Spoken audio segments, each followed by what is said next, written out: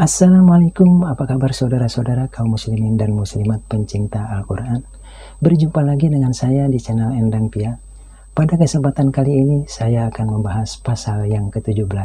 Ialah pasal yang terakhir dari 17 pasal pelajaran ilmu tajwid, yaitu tentang macam-macam wakaf. Baiklah saudara-saudara, tonton terus videonya sampai selesai agar saudara-saudara tidak ketinggalan pembahasan-pembahasan berikutnya.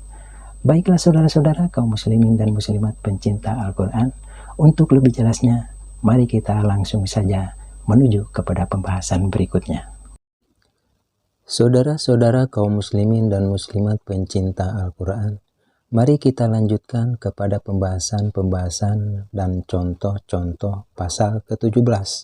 Ialah pasal yang terakhir dari 17 pasal pelajaran ilmu tajwid, yaitu tentang macam-macam wakaf. Pada pasal ke-17 ini ada 4 macam wakaf. Yang pertama ialah wakaf tam. Yang kedua ialah wakaf kafi. Yang ketiga ialah wakaf hasan. Dan yang keempat ialah wakaf qabih. Tonton terus videonya sampai selesai agar supaya saudara-saudara kaum muslimin dan muslimat pencinta Al-Quran dapat menyimpulkan pembahasan-pembahasannya dengan mudah.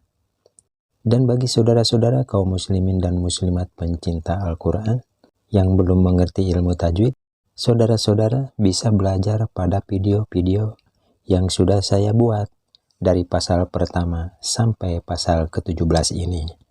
Atau saudara-saudara kaum muslimin dan muslimat pencinta Al-Quran bisa belajar pada video-video yang ada pada channel milik orang lain. Belajar ilmu tajwid di mana saja. Yang terpenting, umat Islam harus bisa membaca Al-Quran dengan ilmu tajwidnya agar bacaan Al-Qurannya baik dan benar.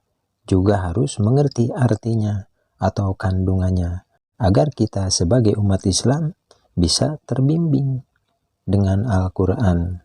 Dan jangan lupa untuk di-subscribe sebelum diakhiri pemutaran videonya, agar supaya saudara-saudara tidak ketinggalan untuk mendapatkan pengetahuan-pengetahuan keagamaan berikutnya. Baiklah saudara-saudara kaum muslimin dan muslimat pencinta Al-Quran, untuk lebih jelasnya, mari kita lanjutkan kepada pembahasan berikutnya. Saudara-saudara kaum muslimin dan muslimat pencinta Al-Quran, mari kita lanjutkan kepada pembahasan berikutnya, yaitu tentang macam-macam wakaf. Bagian yang pertama ialah wakaf tam. Wakaf tam, wakaf yang sempurna, ialah wakaf atau berhenti pada kalimat yang tidak ada sangkut pautnya dengan kalimat sebelumnya, baik segi lafaz maupun maknanya. Seperti wakaf yang ada pada kalimat al-muflihuna dan kalimat qadirun yang ada pada ayat 5 dan ayat 20 di dalam surat Al-Baqarah. Yang dimaksud dengan kalimat sebelumnya ialah kalimat qadirun. Kalimat al-muflihuna dan kalimat qadirun berbeda dari bentuk lafaznya maupun maknanya. Karena kalimat al-muflihuna yang ada pada ayat 5 di dalam surat Al-Baqarah, Allah menerangkan tentang golongan orang-orang yang bertakwa atau golongan orang-orang yang beriman.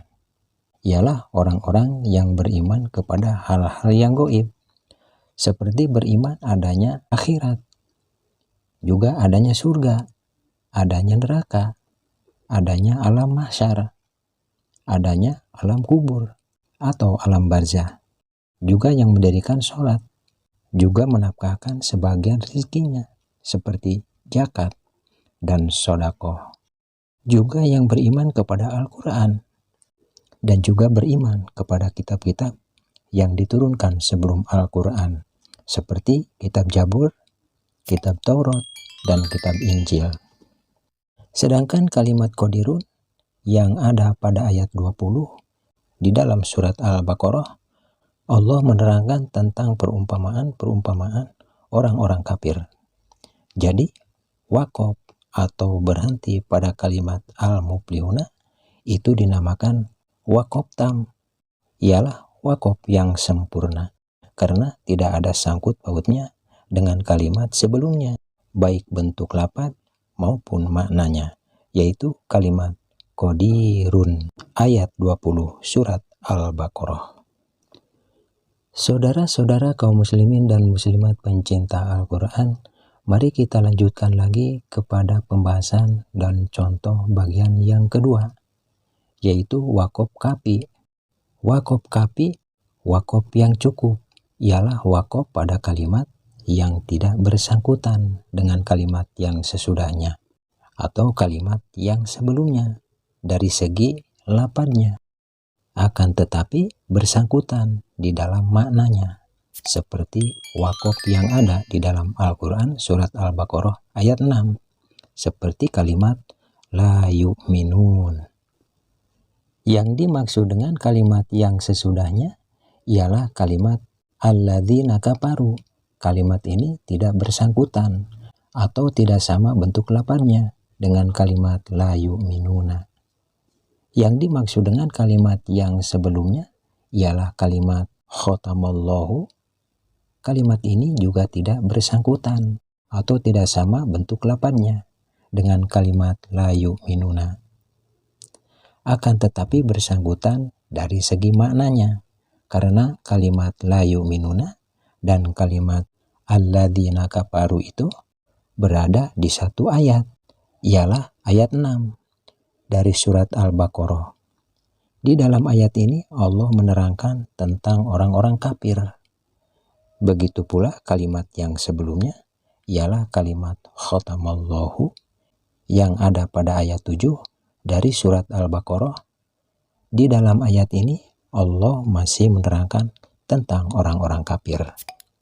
Jadi wakaf atau berhentinya bacaan pada kalimat la yu'minuna itu dinamakan wakaf kafi karena tidak bersangkutan dengan kalimat sesudahnya, ialah kalimat innal ladzina kafaru atau kalimat yang sebelumnya, yaitu kalimat khotamallahu dari bentuk lafadznya, tetapi bersangkutan dengan maknanya.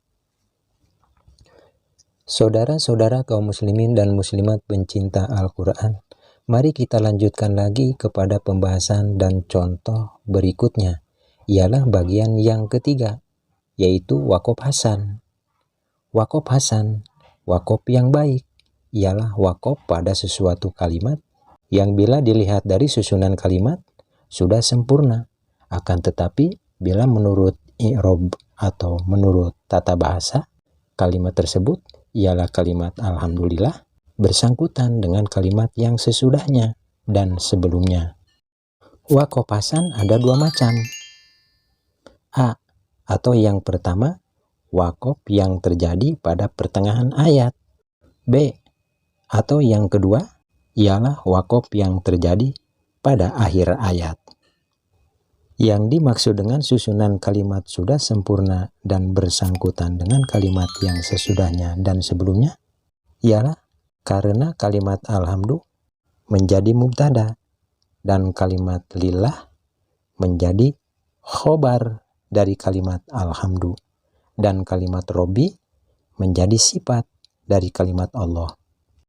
Kalimat Allah batas yang diwakafkan. Kalimat alhamdu kalimat sesudahnya, dan kalimat robbi ialah kalimat sebelumnya. Dengan dua macam wakaf hasan tersebut di atas, A, atau yang pertama ialah wakaf yang terjadi pada pertengahan ayat, seperti wakaf pada kalimat alhamdulillah pada ayat 2 surat Al-Fatihah. Jadi bila mana wakaf atau berhenti bacaan pada kalimat alhamdulillah itu dinamakan wakaf hasan. B, atau yang kedua ialah yang terjadi pada akhir ayat, seperti wakaf yang ada pada kalimat illal fasikin yang ada pada ayat 26 di dalam surat Al-Baqarah.